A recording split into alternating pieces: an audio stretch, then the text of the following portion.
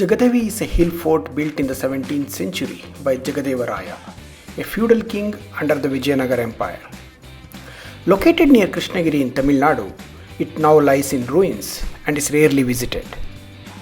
The trek to the top is interesting because there are no well-defined trails. We started our trek about half a kilometer before the village of Jagadevi. Strangely enough, the trail begins from a graveyard. By the way, Jagadevi is right on the highway between Krishnagiri and Tiruvannamalai.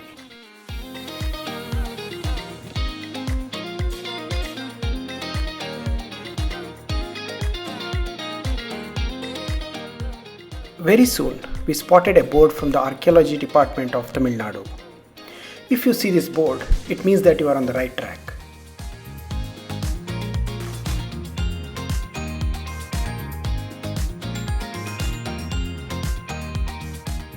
The first phase of the trek is from the base to Sri Kote Anjaneya Swami temple. There is a proper trail all the way to the temple.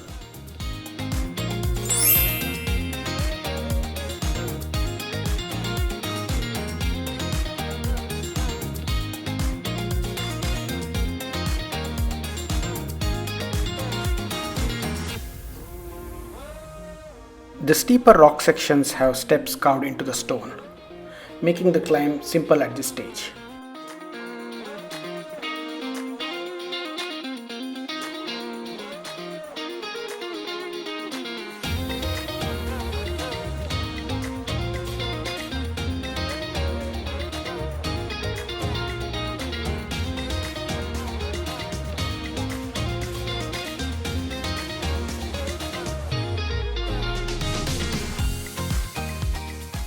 A short deviation led us to Sri Netrikan Selva Vinayakar temple.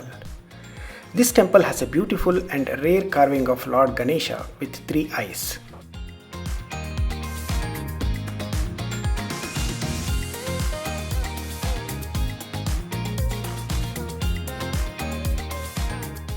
Millipedes were very common on this trail. We found them everywhere here.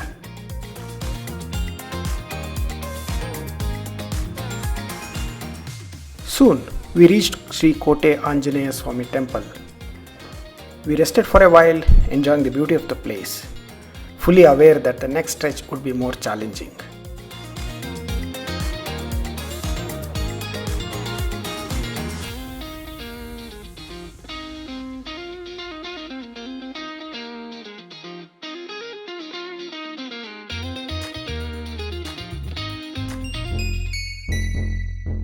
The second phase of the trek goes through the forest.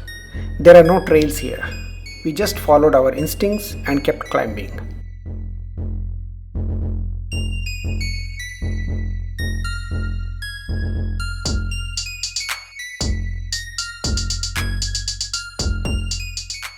The loose soil from the recent rains and dense thorny undergrowth made the walk tricky but interesting.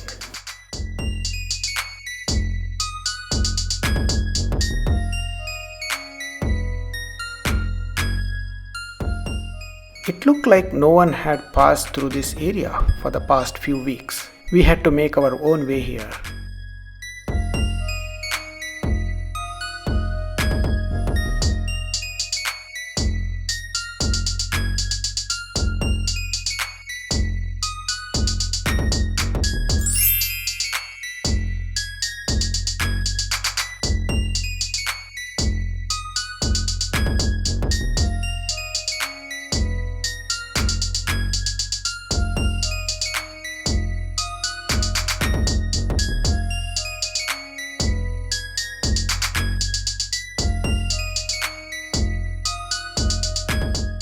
Eventually, we reached the first layer of the fort walls hidden in the forest.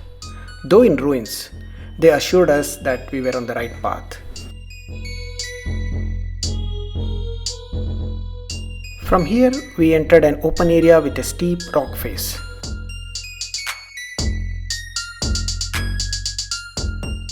On the rock, we noticed an inscription in Kannada. Easy to miss, but it is interesting.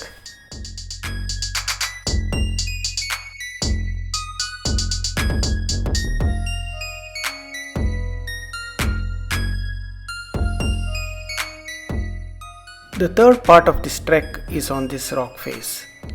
The smooth rocky surface made the initial climb tough. You need to be careful here.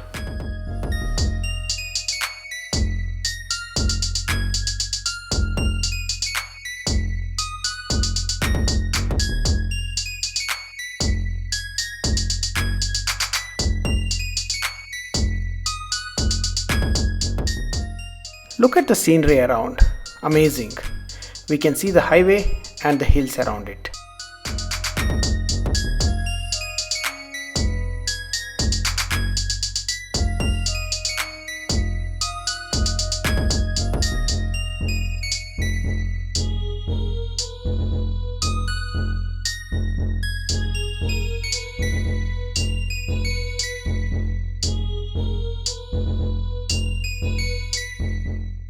We crossed the second tier of the fort walls and stepped onto a plateau. From here, we can see the vast expanse of the fort spread across two hills.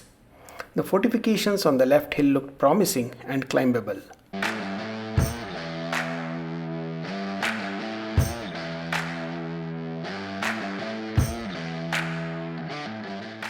The fourth phase of this trek is steep and demanding. We could see the walls at the top, but had no idea where the opening was. So we kept choosing the least risky routes and pushed upward.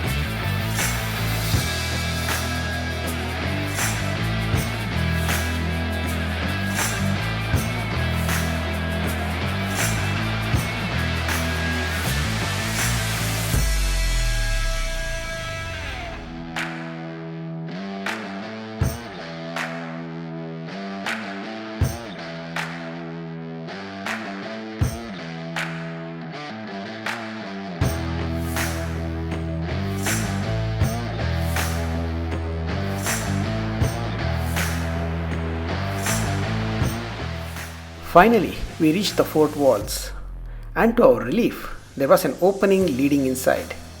Somehow, we had taken the right path.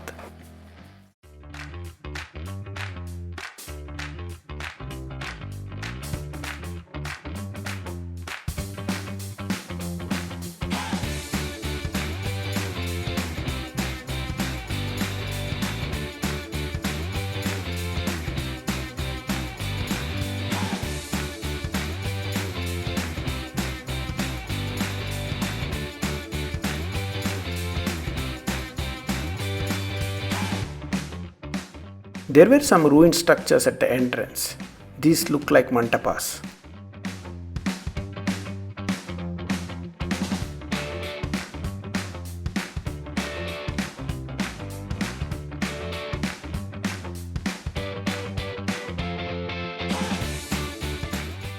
From the fort wall, the views were breathtaking. Mountain ranges stretched across the skyline. Periyamalai, the hill we had climbed earlier, stood tall in the distance.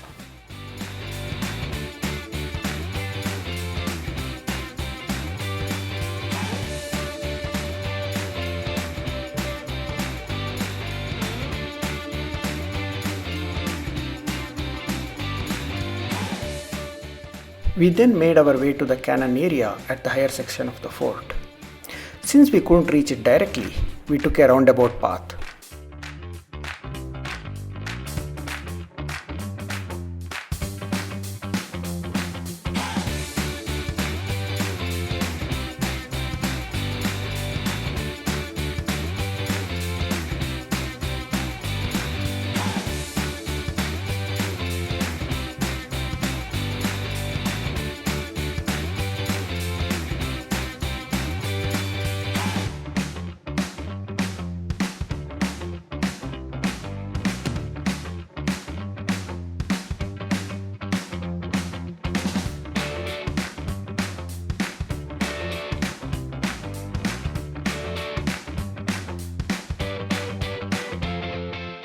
The cannon area itself was in ruins and no cannon was left.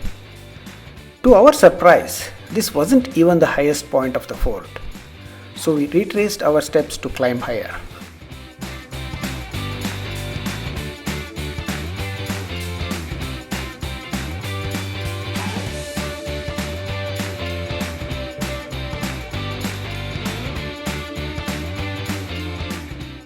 On the way, we found another Kannada inscription carved into the stone. Words like Jegadevaraya and Durga were still readable. Amazing to see them survive centuries of rain and sunshine.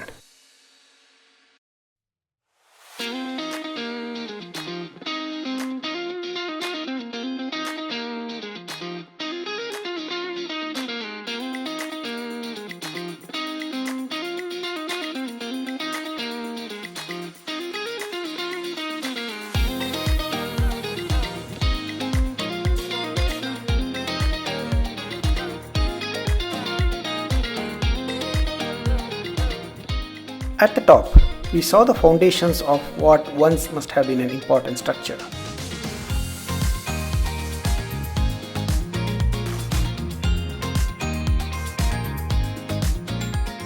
Another surprise awaited us here.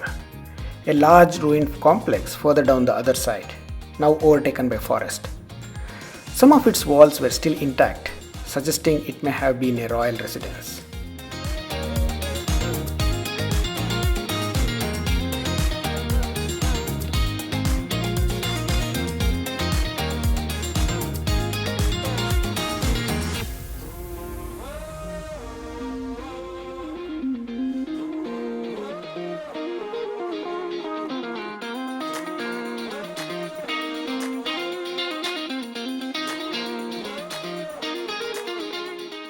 We also came across several more structures, most in shambles.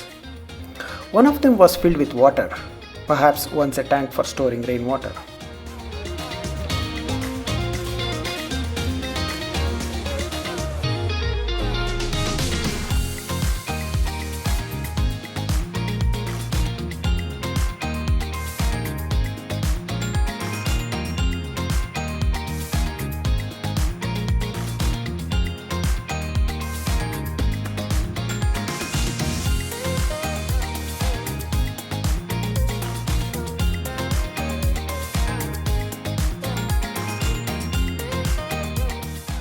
We spent a long time exploring and getting a feel of the rich history here.